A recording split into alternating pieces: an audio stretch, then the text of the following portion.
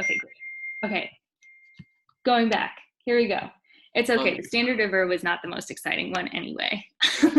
Okay, so the thing I thought was kind of cool is that it's made from shell and red limestone. And those items weren't local to Ur, so they were all imported from other city-states. Yeah. I have a question. Yeah, what's your question? Is there a specific religion we knew about Mesopotamia? Ooh, great question. I'm actually going to skip the Indus seal for a second and go ahead to the Assyrian flood tablet. So Assyria came like a little bit after Mesopotamia, but basically that story of the flood that's told in the Epic of Gilgamesh, we actually read it on that day. We looked at the book of Deuteronomy and Jewish law and compared it to Mesopotamian law. So like the Code of Hammurabi sort of underlying the Code of Hammurabi was this fear of sort of a vengeful God. And the idea of monotheism wasn't really present yet in Mesopotamia, but there was this understanding that there was some supernatural being or beings, and we see that mostly in their stories of flooding. Because we know the Tigris and Euphrates rivers in Mesopotamia were a lot less reliable than others in the region. So like Egypt, for instance, they had floods at the same time every year, and that predictability gave them a lot more of an amicable relationship with their gods.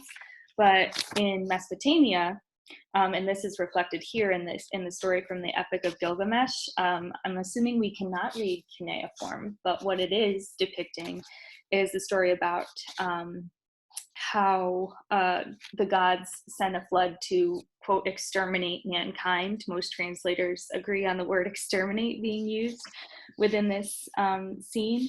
And it's that biblical flood story that you're familiar with, like Noah's Ark, and maybe if you heard that as a child, originates from this telling in the Epic of Gilgamesh. And in this work of literature, the Epic of Gilgamesh, there was this story of the flood, but also hymns and prayers and rituals, dictionaries, magical and medical works, letters and treaties, and archives of legal and administrative documents, it says here. I read different short stories from the Epic of Gilgamesh in my undergrad, which I will not lie, was not really, it wasn't very good. It wasn't a good read, but it was interesting because it's considered to be the first story. Like the Tale of Genji is considered to be the first novel, but this is the first story. But any questions about the flood tablet? And hopefully that helps to answer your question, Boyu. Yeah, thank you. Yeah. I actually had a comment about the standard of Ur, because Ur means first, and I'm pretty sure that that's the same root in Iraq, which is like Uruk, and the Ur is like first. Wait, so sorry, can you say that one more time? I missed the first. So like Ur is like first, because you said this was like Mesopotamian, right? Yep. And so like the Ur means first, and then like the country of Iraq, I think was originally like Uruk. And it's like you are like first. Whoa, oh my gosh, that's amazing. Oh, that's so cool to know. I really only know Ur and Sumer as cities in Mesopotamia, so I wonder, I'm gonna have to look into that now too. I wonder if it was located within Iraq, I'm assuming, right, if the name was derived from it. Wow, that's so cool. Oh, that's really neat. Okay, I'm gonna go back to the Indus seal. This one's cool because I had no idea about the story of its finding and the finding of Mohenjo-Daro and Harappa. You guys may remember Mohenjo-Daro and Harappa as being those cities in the Indus River Valley with like an intense grid pattern and indoor plumbing and things like that.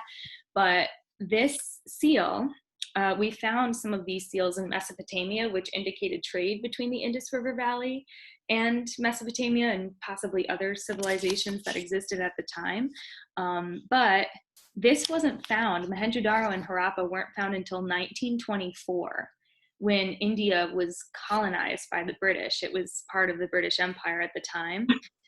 So to begin with, there was a great sense of national pride, in a sense that Indians were equal, if not better, than their colonizers, looking at this rich history they had just discovered in, here's the drama, Pakistan, which we haven't talked about this yet. If you're currently in AP World, if you're a former student, you know that in 1947, there was a partition plan put forth by the British for Muslim populations in India to migrate to Pakistan, and Hindu populations in India, what is today India.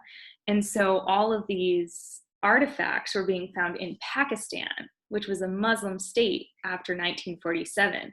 So it's like intensifying rivalries between Pakistan and India as well.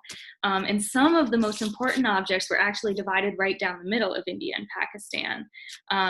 Like there's this famous girdle from Mohenjo-Daro. And it's no longer one object. They actually split it physically in half. And one belongs to India and one belongs to Pakistan. Kashmir, right? What's that? Kashmir area. So Kashmir's like a little bit north of where, so this is right on, actually I'll pull up a map real quick.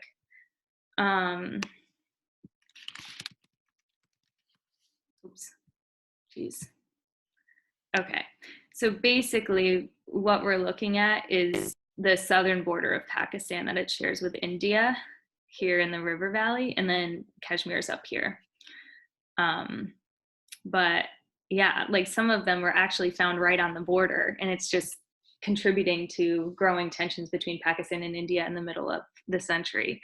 I had no idea. And it was actually the pieces of like the seal, this particular seal that was found, and other artifacts were uncovered by a Pakistani archaeologist named Rafiq Mughal. So, wait, so these are Indian and Pakistani objects, but they're in the British Museum, right? Yeah. Well, India was a colony of the British at the time, so naturally the British were entitled to whatever was found there. Like the same case for like Chinese artifacts too. I don't know if you can see my face, but there was a lot of salt in what I said there. But yeah, most of what the British Empire has on display today, there's a lot of debate surrounding the idea of repatriation, like returning some of these objects to where they were originally found, because most of them were collected during that imperial era, like while the British were colonizing territories all over the world, and sort of claiming them. I mean, parts of Egyptian tombs are on display in like royals' houses in England. Like you guys know Downton Abbey, is that the name of the show? Downton Abbey is filmed at Highclere Castle or one of the castles there. And they have this whole like basement in the castle that's just filled with artifacts that were uncovered from a tomb, which were privately owned by the man who lived in that castle at the time. And it's just like, okay, all right. I feel a certain way about it. But any other questions about the Indus seal? I don't have a question, Miss Deneen, but I just wanted to say bye. Bye. Enjoy your dinner or whatever you're going to. That is what I'm going to, but thank you. Miss Deneen. Yeah. Is that Michael? Daniel wanted me to tell you to not leave because he's going to be on very, very soon. That's what he told me. I'm the programming. I am the program. Where am I going to go? So he just told me to tell you not to leave. All right. Well, thank you for Michael, your very valuable contribution, Michael. Michael's not even my student. He was never my student. He's not my student. No, I was. I did I independent was- study with you. Okay, great. Okay. Yeah, I was so- your student. You gave me a grade and everything. Oh yeah, that's right. I had you for an independent study. Sorry, Michael. We were in the yearbook. Did you see the yearbook picture? No, I'm going to be featured this year though. It's a really big deal. Okay, so the next artifact is a Paracus textile fragment, and they have a ton of these fragments. It was hard for me to pick one that I was going to show, but they're all made from alpaca or llama wool. I know many of you went on trips to Peru, either with school or without, and there they still have a lot of the towns that you can visit as part of your tour still manufacture a lot of this wool, and these textiles depict flying shamans grasping human heads in their talons. Can you guys see my cursor? Like when I go like this? Yeah, we can see your cursor. Okay, thank you. Yeah, so there's a human head inside within the grasp of the shaman. They were found wrapped around mummified bodies in Peru, where the Paracas people live. And this particular textile is 2,000 years old, but because it was in the dark, dry conditions of the tomb, it was preserved till today. So these textiles came from a period in South American history where we started to see crops, llamas, and guinea pigs domesticated for the first time, and social classes as a result emerging for the first time.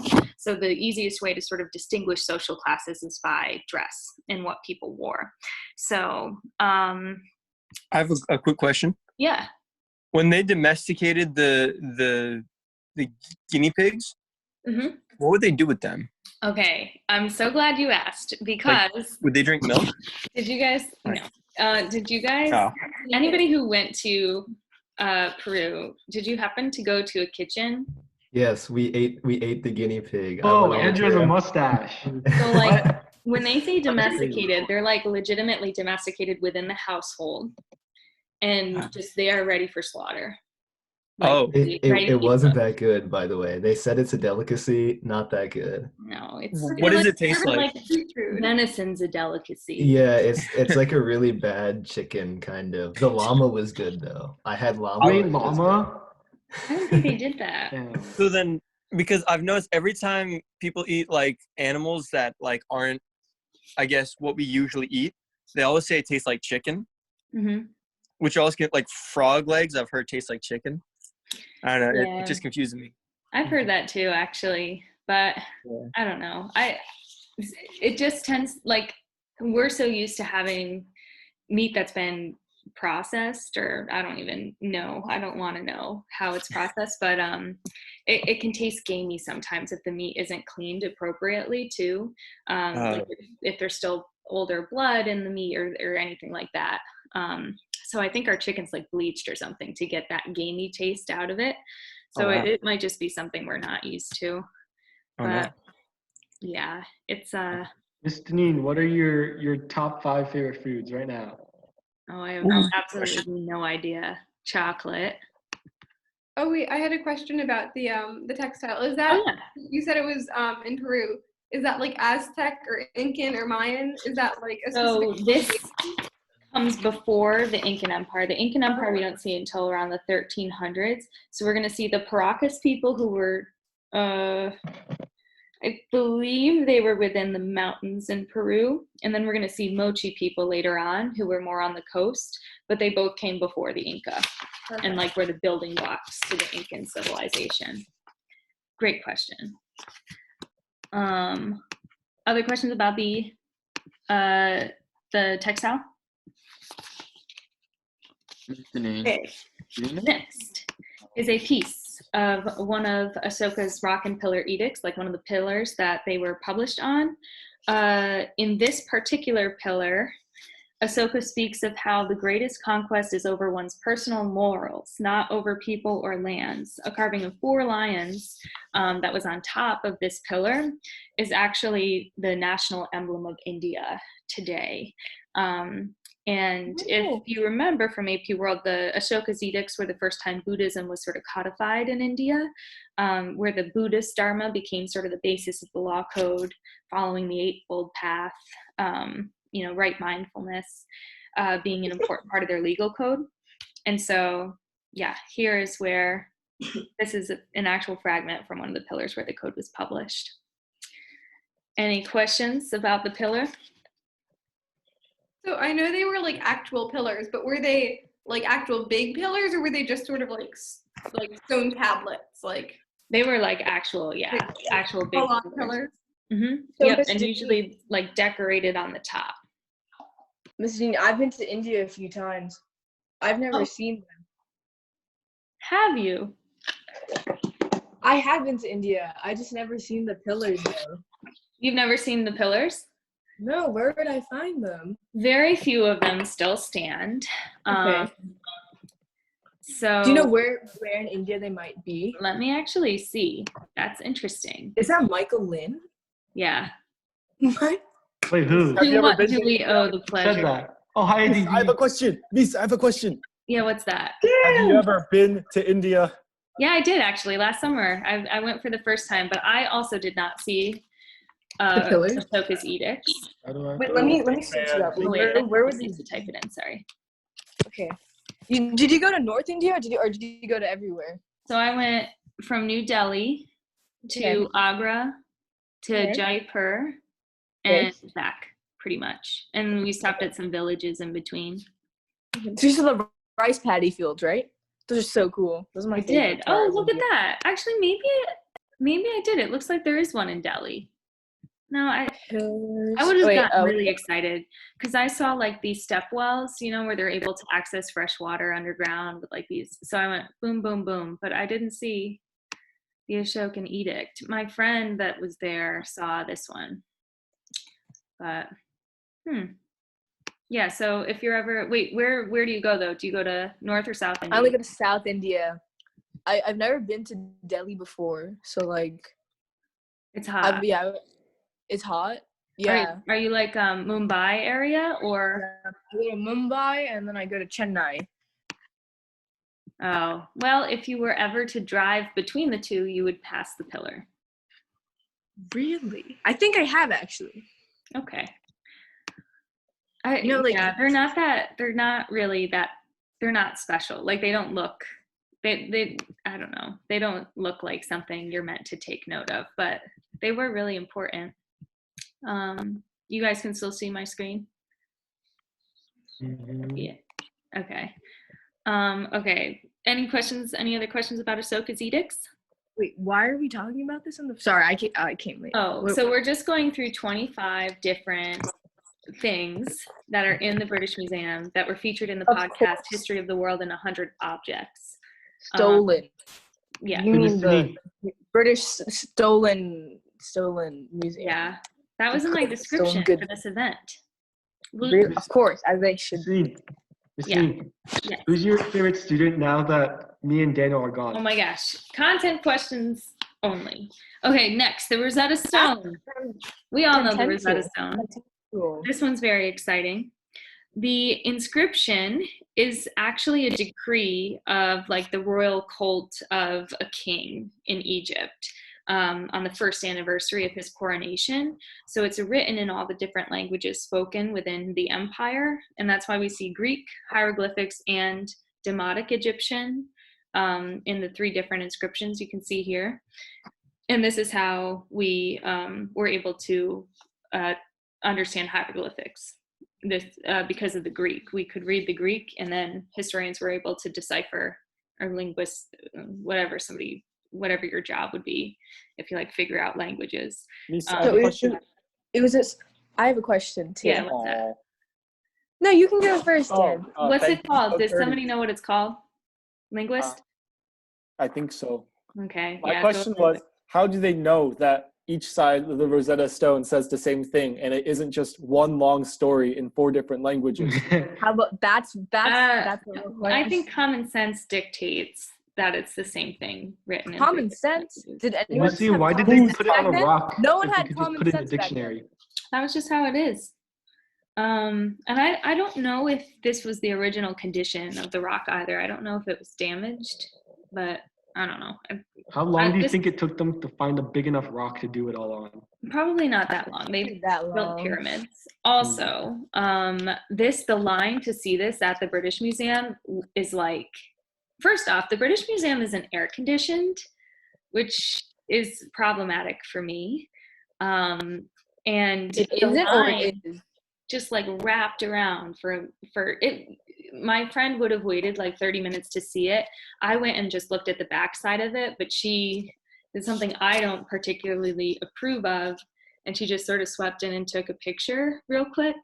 But she Bad is on museum like her etiquette. 4th year of Greek, so The first thing you find when you search up Rosetta Stone isn't even the stone; it's the language company. So it's not even like yeah. relevant. No, it's true. It's Are they true. allowed to do that? Are they allowed to name themselves after a historical object? Yes. Yeah, that's the idea. Okay. Miss so- Janine, now we don't have to wait in the line for it because we're on the Zoom call. Yeah, that's great. Thanks. Exactly. Ah, perf. This is just the same as being in the museum. It's better. Except you get to see it a little closer, maybe. I don't know. What do you think they smoked out of that pipe? Tobacco. So so how this is working, Dan, is I go to the object and then I give you an explanation as well. So Okay. you don't need to ask Sorry, Miss. content. If at the end you have questions, you're welcome. Okay, so the pipe, this was a pipe for smoking tobacco made by Native Americans living in what is today the United States state of Ohio. Ohio is where Serpent Mound is. I don't know if you guys have ever heard of that or seen that, but these people Yeah. were known as the Mound City Group for all of these burial grounds that were set up around where they had lived. A shaman probably smoked in order to evoke like spirits as representatives of his clan when making important decisions that pertain to the tribe. But there's actually a lot of interesting historiography around this as well, because the archaeologists who found this pipe were the first to publish scientific results of excavations in the United States in 1848. So as we started to move west, this was one of the first actual real archaeological digs that were done on native sites. And then there was a debate in the 19th century about whether or not this could have actually been produced by Native Americans, or like, Of course, because they're like, exactly. See- Yeah, they said, oh, this was probably imported from the Gulf of Mexico, which is like what, why, and how. And this was an erroneous fact used to question whether the sophisticated mounds or the pipe could actually have been created by people related to the natives of the 19th century. And smoke is it still has a ceremonial importance in native societies. It says here that it is thought today by some that just as smoke carries a message, thought, or prayer to the skies or cosmos, the pipe bowl is sort of a microcosm of the universe itself. So like bringing smoke in from the pipe into your mouth before speaking is like bringing wisdom into your mouth before speaking. And it helps prayers. Like if you say a prayer while it's there, once it's released, it helps bring your prayers to the skies.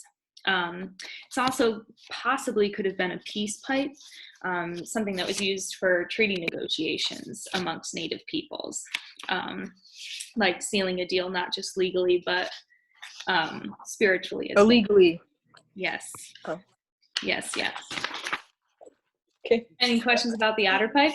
Yeah, I have a question. So did all of these different societies then like develop smoking independently? Like Native Americans and like the British, like they all developed like pipes and like the tobacco like independently on their own, like no. Yes, and actually now the things that were smoked were different everywhere, but like the Taino people, we're going to see a chair that the Taino people who inhabited islands in the Caribbean before Columbus came had similar practices, but they smoked. I'm going to skip ahead here to tell you what that was. Miss Janine, I have a quick question. Seeds of the choba tree. What's that, Slade? So it might be like kind of like a big one, and my answer might be complicated, but Okay. so you said within Native American like cultures, like smoking was very important. Mhm.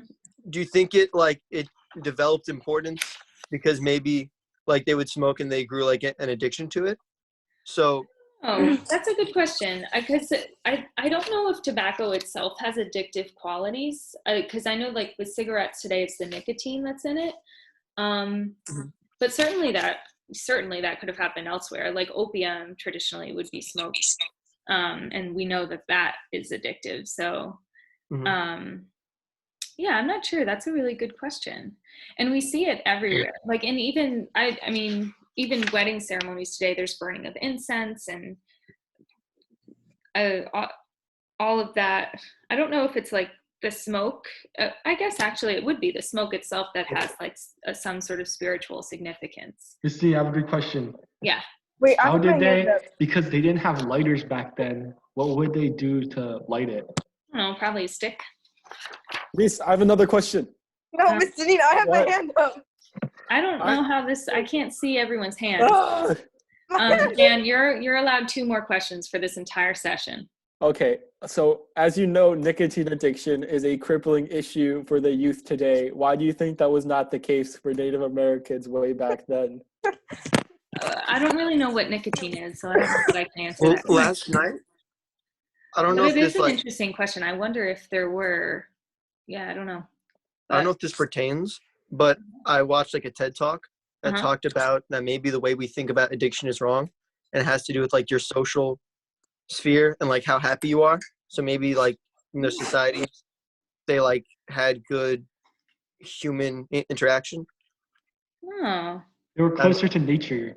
yeah. Well, It because we're makes people lonely. happier. Is tobacco native to like the Americas or I'm 97% sure. Yes. because then like we always talk about like the British colonization of like the colonies and everything is they brought tobacco and grew it as a cash crop. But was it actually like an American crop that they then just Yeah, that's what I thought it was. I thought like John Smith or whatever, John Snow, Yeah. like whatever his name was. I thought he's like, oh my god, like our colony's gonna die, Jamestown's gonna die. So what we gotta do, we're gonna like learn from the natives, learn how to plant and cultivate tobacco, blah blah blah blah blah. Because didn't he like speak with them? He spoke with the Cherokee or the Algonquin. Yeah. Yeah. I so thought that's how they obtained tobacco. They didn't like all these British people. They don't know how to make anything. They know how to steal it. Like I swear. the theme of the evening. Okay. So, any other? Well, okay. No more questions about the pipe. Okay, next. No, is- I felt like that was a good point, and I would like no, you. it is. to It say is a yes really or no good to point, but Can you say yes or no to that? I don't really. Christine, I don't know enough what's about the biggest ceremony. pipe they found? Like, What? what's the biggest? What? What's the biggest pipe they found? Do you think they made like a monster pipe, like Oh my this gosh! No. big? Okay. Monster So this pipe, is a belt. monster buzz. I can't find a screen to mute him. Okay. So anyway, this is a belt that was worn by players of a Mesoamerican ball game. This actually is a collar. I couldn't find Where's the the belt. belt? So I Am I couldn't supposed find. to see it? Yeah, I couldn't find the Oh, belt. is this the hip game? Is this the game they Yeah, play this with is the the hips? hip and knees and elbows. Yep. So this is the Oh, ball game. It was actually played. So we As children associate it with the Mayans. Like when we learn it in class, we learn it with the Mayans. But it was actually played throughout Mexico and Central America for at least 3,500 years. So I can't find the belt. This is a collar, but it would have been too heavy to wear during the game. So it was probably used during ritual ceremonies associated with the game or worn by players like off the court in those Olmec heads, like those giant Olmec heads. That's why there's debate as to whether or not those were ball players or like political figures because of how much importance like the ball players had like within society as well. The ball game was played for 3,500 years on specially prepared ball courts. You may have seen if you've been to Chichen Itza or any sites in Central America, there's like these small hoops, yards and yards off the ground, like I would say like 2 or 3 stories above the ground, with an opening just about the size of the ball, just slightly larger than the ball. So it was very, very difficult to score, which means the outcome of the match would help to decide political and territorial disputes. Losers, although some historians believe winners, could be sacrificed to the gods because there had to be divine intervention for a score to happen. Lisa, I have a question. Yep. Based off your analysis about the Olmec heads and what we don't know about them, do you think it's plausible that in the far future, that when aliens find us, they will be confused as to who are our political leaders and who are our sports stars as well? Well, yeah, I mean, we are presently confused. Oh, Miss Janine, I have a real question. Okay. If That like was a real question. every time they played a game was like a big deal, how did people practice? Like, Oh, good question. I'm assuming, Tracks I to don't the know this forest. for certain, but I'm assuming they had caste systems within Central American society. So I'm assuming you were sort of born into that profession. dang, that's not Um, fair. It's the Yeah. world's game. So I'm sure that practice happened off of the court It's as like well. LeBron's Well, I mean, look I at the think- samurai in Japan. I think it happened in the forest. Okay, so this is the coin of Abd al-Malik. Abd al-Malik was one of the leaders of the Umayyad Caliphate. That was like the first big Islamic caliphate in the 600s and 700s to spread all across Africa, Northern Africa, the Middle East, even into the southern part of Spain, which later became the Caliphate of Cordoba. So this is really interesting because prior to this point in history, coins would generally have a picture of the leader on the front of the coin, but now Abd al-Malik, this is an earlier version that portrays the leader, but he later removed the ruler's image and only used text from the Quran on the coins that were minted within the Umayyad Caliphate, because replacing images of rulers with the Quranic verses emphasized that the Islamic Empire was ruled by God and not by mortal men. And it's also, you don't have any sort of portrayal of the Prophet Muhammad within Islam. All of their mosques, there's no icons as you would see in Christian churches. It's mostly mosaics and then Quranic verses.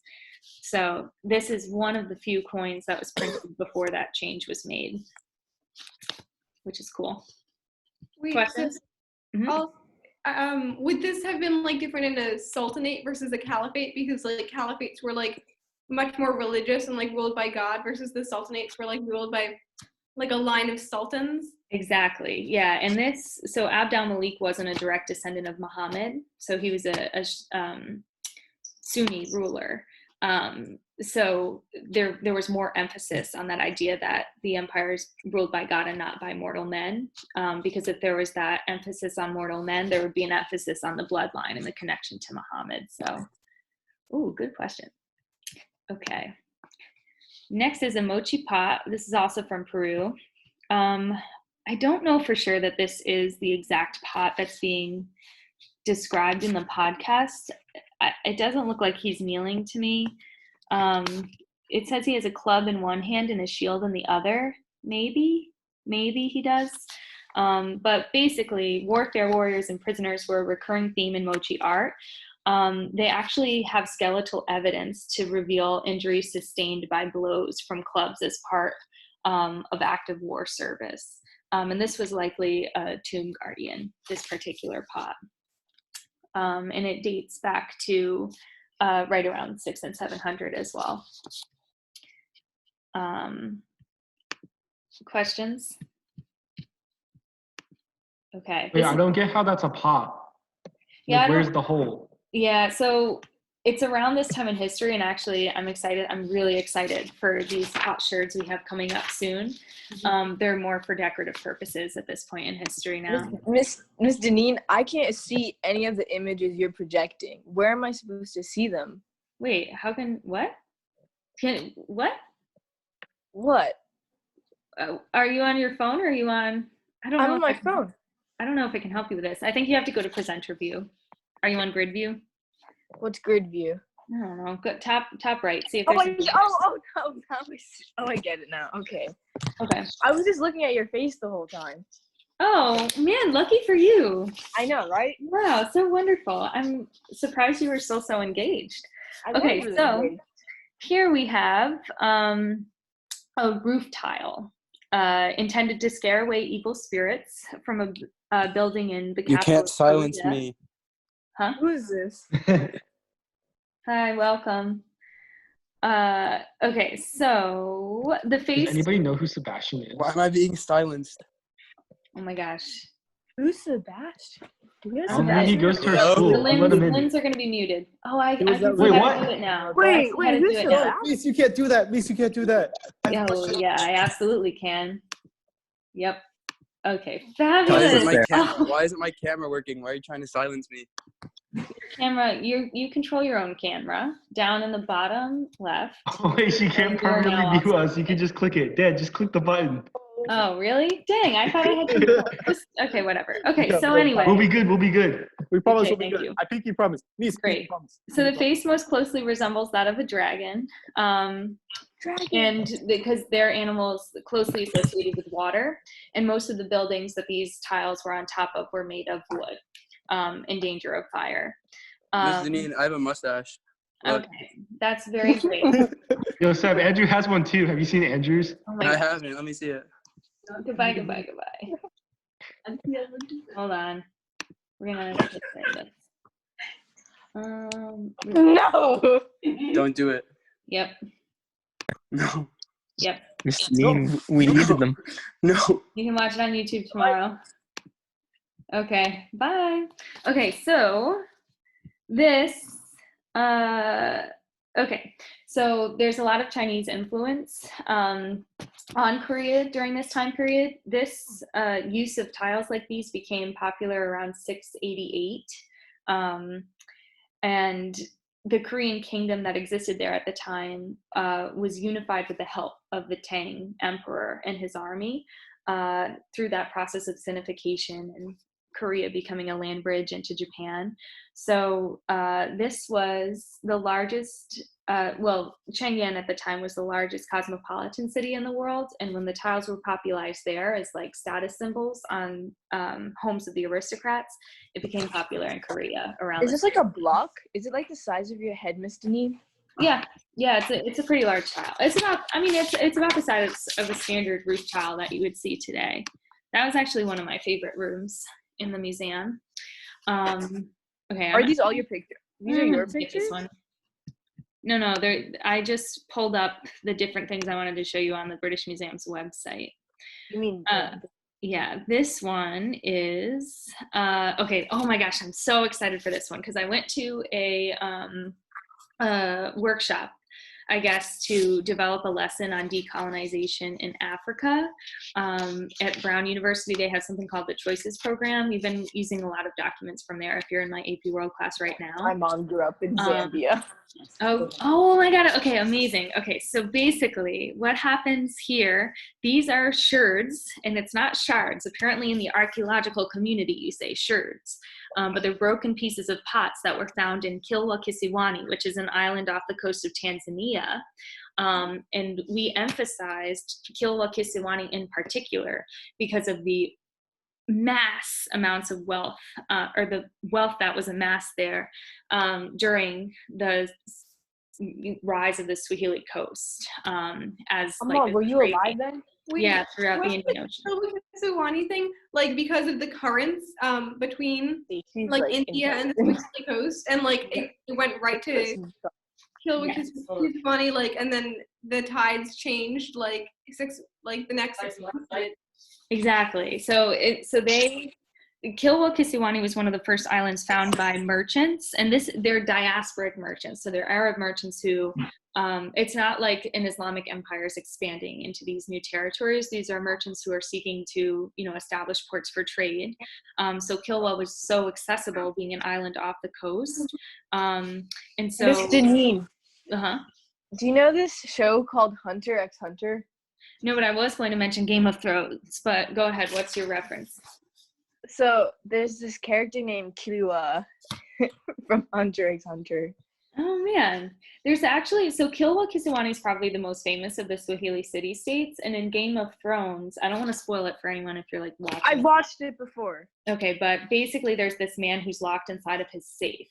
I don't know if you remember that when that happens, but the place that he lives, he's a merchant, he's not a leader. It's meant to, I think that it was based off of Kilwa Kisiwani, but I know for sure that the Swahili coast, like the cities along the Swahili coast influenced, the development of that little setting. Is that the appropriate word? Setting? Scene. That scene, and then the whole city that was built was modeled off of these Swahili cities, and that's where the language developed from Bantu languages and Arab blending, and a lot of these shirts actually come from China, which I thought was cool. What's up, Slade? I was just gonna say, if you don't mind my asking, what did you think? Real quick, I was just curious of the last season of Game of Thrones? No, I just need to know. it just seems so rushed. It wasn't Thank even you. so much that there were holes. It was just so. 5 episodes only. Yeah, I know. Yeah. I mean, It was a 6 shame. or whatever. it was fine. That's Wait, I had a question about the Game of birds, Thrones? I guess. Yeah. You mentioned at the end there that like some of them came from China, but Yeah. I thought China wasn't really part of the Indian Ocean trade and only got into it like much later. They were later on, actually. I have a timeline. So basically, between the 7th and 10th centuries AD, they were focused on the Persian Gulf, like the caliphates, then to the Red Sea, then to China from the 14th century onwards. Okay. So a lot of these sherds, some date back to the 13th, some date back to the 10th century. This one in the middle is from the 14th century, like 1300s. Oh wait, would that be from like Started from the because voyages? Old Dynasty and Yeah, where they participated in the Indian Ocean trade. yeah. Miss Denise, I have a quick question. Yes, The quickest. that's okay. I'm gonna skip this one. So for the AP, I know we're talking about British No, it's music. okay. That's a valid question. We just got the new rubric and everything yesterday. Oh, great. Okay, that's awesome. So then, It's 5 Relevant. document DBQ, and really the only thing 5 that's different document? now is 5 you have to documents? use 4 documents and 2 pieces of outside information instead of just Oh, one. so this is great. So I should be paying attention. Okay, guys, this is the time. Okay. Yeah, so sure. Nothing that we've done before this point, just this particular tour. No, you guys are going to be fine. It's going to be cheese. Don't even worry. I like I'm not cheese. worried. I was like so happy when I saw it was going to be a 5 document DBQ. It's like, only 5. It's like as if like we didn't learn it before. Okay, I don't. yeah, Sure. you guys are I all. don't know. I'm a little worried about the 2 pieces of outside info, but hopefully No, it'll be Kilio on something Kisuani. we have. We got it. We got it. It's gonna be You- fine. You're gonna do great. Wonderful. Okay, so this is known as a Moai from the island of Rapa Nui, also known as Easter Island. There were about 1,000 of them made, probably to commemorate important former chiefs who were revered as divine. But by 1600, the islanders ceased to make them because they ran out of resources and materials, and the bird population on the island, as I had said before, was becoming extinct, or like they were moving to other islands in the Pacific. It's the most remote island in the world, actually, Rapa Nui. So the people there all died. And many of these still stand, these large sculptures, but they were sort of rolled with like the trees. So they were cutting down all the trees on the island to roll the large stones. And then on top of that, they were overhunting and overfishing. So Wait, that was pretty much it. isn't this like Jared Diamond's like we watched that video about like the Polynesian migrations and It's like this whole thing. it was like Papua New Guinea and then like the Easter Island and like they're the little microcosm islands that like don't have any contact with the outside world and then don't have like any of the like Yes. things that like Europe or Afro-Eurasia has. Yes, and he has a whole chapter in that book, Collapse, on it. He just loves birds, so there's just so much passion in that chapter. And then he has like 3 times as much writing on like grazing land in Montana, and it's just so lackluster. He's so excited when he writes about birds. Wait, But, what is? yeah. There's like this concept. I forgot. I remember in bio. It was like for evolution. So it's called like environmental geographical Determinism. That's also him. Yeah. right. So is it something like that? Where like there's a difference between like so there are 2 different types of geographic ones, right? It's like you can be in the same like land plot as someone or something. Oh, yeah, geographic isolation and like mechanical Oh. Yeah, that kind of stuff. So like I remember when we were watching that, I had a fleeting memory of watching something like that related to that. Yeah, definitely evolution was the best part of bio. It's geographic and ecological isolation. So yes, like, exactly. That's exactly what it is. Exist in the same like on the same island, but like a river runs through. Yeah, and then you can't. And then or what's like the other? some live on land and some live on trees, and then they're isolated, and then like they become different species. Exactly. See, I think that is very interesting. Yeah. And it's like, is that the Vespa theory? Is that what that is? Right. That's a theory of evolution because that's what you have to prove. I loved evolution. Sorry. That's so Weird cool. history. I'm glad that you learned that in bio. Right? See, that yeah. bio is like not a lame thing. It's cool. Do you guys have AP bio here? Is that an option? Yeah.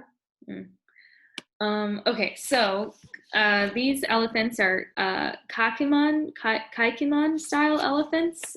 These were actually produced in Japan, which is really interesting because it came shortly after the Edict of 1635, which prevented any sort of communication between Japan and the outside world. But they were exporting porcelain in a very regulated manner, mostly to the West, to Europe.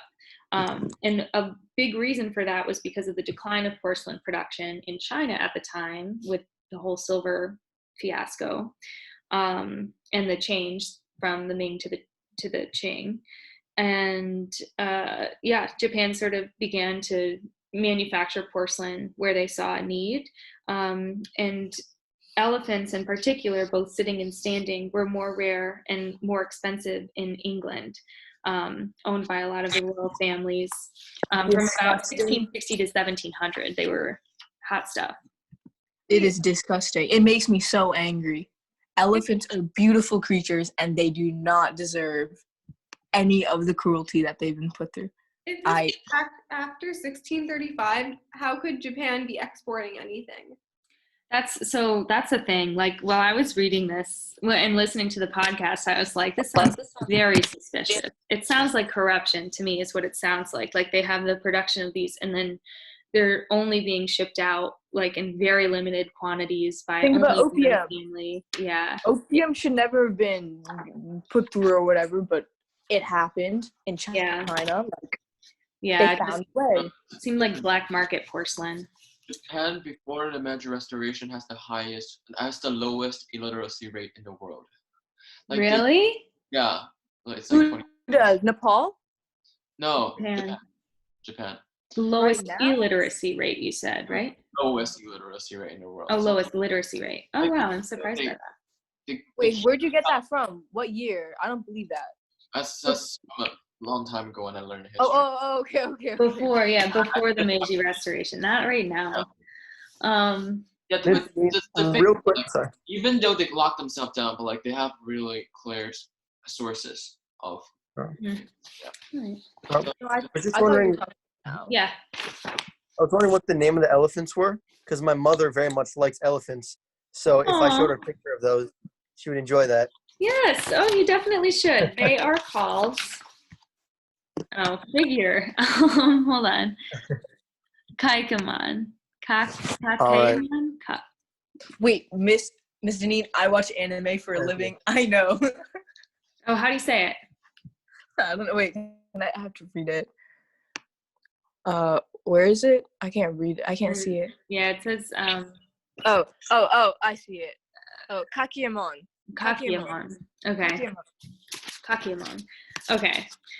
This is just a bark shield that was held by an indigenous Australian man who faced Captain Cook. Just the interesting thing here with this hole is that it was examined by microscopy and radiography. And they confirmed that the hole was jagged, so not made purposefully. And there's a whole bunch of different theories, like maybe it was a knot that fell out, maybe it was a mollusk, maybe it was created by a spear, but I think it looks like a knot just fell out of the wood. Wait, was Captain Cook the guy who like went to Australia and like claimed it? Yep. Okay. Yep. And so he was met with resistance initially, and they dropped the shield in that combat, and then they brought it back because the whole purpose of his expedition was to collect specimens and like artifacts to learn more, which is interesting. This one I think is really cool because this was made in around 1200 BC, the disc itself, or it's a jade bee. But the writing on it is from the Qing dynasty. Emperor Qinglong Emperor had it inscribed in 1790. So it was about 3,000 years after it was made that the writing was put on it. And the emperor had many of his jade collections inscribed with poems he had written. And this is a poem that he had written that was put on the bee. Would you like me to give you a haiku? I can say one right now for you. Yeah, go ahead. In the transition, questions about this before she reads? Are you sure we can read it? It's hard to read. It's No, traditional. I'm not Yeah, reading, this one's really easy. This is like one of the most famous things they have on display there. So it's a jade bee. If you want to, look up a picture and see if you can read I'm just gonna say my own poem. Great, go ahead. What's your haiku? It's 575, right? Is that no? But yep. That's my understanding.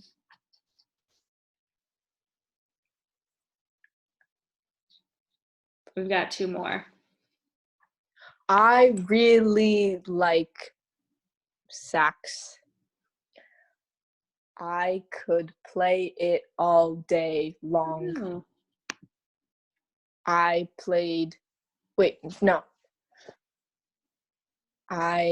made new friends today. Excellent. And that's sad for you. The The company we had on this Zoom call were interesting. Okay, so next is the Great Wave, or the Wave of Kanagawa. On the horizon is Mount Fuji, dwarfed by a giant wave. This was one of 36 views of Mount Fuji in this artist series. And this is the most famous piece of Japanese artwork that we have in the West, that we recognize in the West. But within Japan, woodblock prints weren't seen as art. They were seen as a popular form of expression in commercial printing. So for a very long time, Japanese government officials and art historians were not happy about the attention this painting got, which I thought was interesting. It just, after 1858, after the Meiji Restoration, this was one of the first pieces to make its way to Europe, and it got a lot of attention then, and that's just how it happened. You know why? You know why? Why? Oh, why it got a lot of attention? I'll tell you why. Because just like European food. Yes. Salt. That's all it is. Bland. That's it. I will be passing it over to Slade, who has a haiku to share with all of us. He has a real haiku? Would you like to hear my haiku? Yeah. I thought of it. My haiku. Oh wait, hold on. Do it. I'll do this and then do your haiku to sign us off, because this is the last one. Exquisite. Suffragette penny in England. Women campaigning for the right to vote would take pennies and put this. What would it be, like a stamp? They deface pennies with this stamp saying "Votes for Women" as a way to, sort of raise awareness of the suffrage movement. When did British women get the vote? Did they get it before 1920 or after, or? 1928. Okay. And this particular coin was struck in 1903. I just did some research. Can I say something? Yeah, go ahead.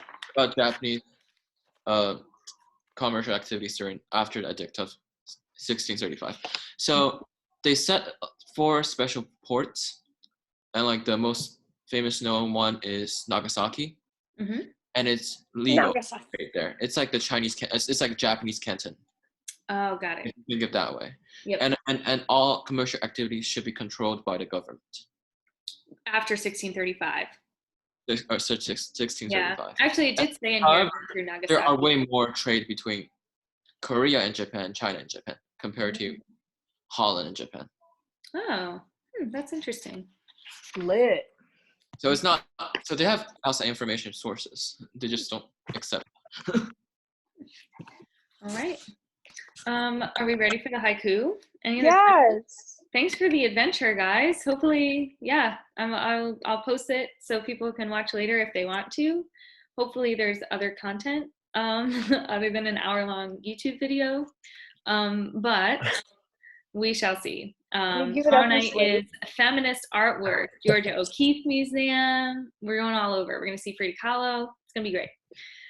So, okay, Slade. All right. I am on a Zoom. Ms. Dineen is teaching us. This is fantastic. Wow. There you go. Oh, There you go.